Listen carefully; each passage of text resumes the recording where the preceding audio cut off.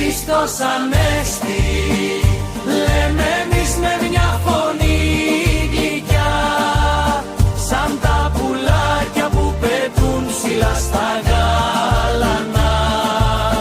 Αληθώς Ανέστη, η χαρά γεμίζει την εκκλησιά και κάθε ανθρώπου την καρδιά.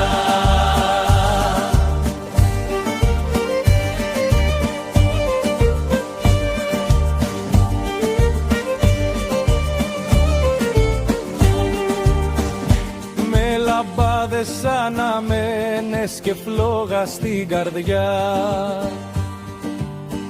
διώχνουμε κάθε φόβο μας μακριά, πολύ μακριά. Ο Χριστός αναστήθηκε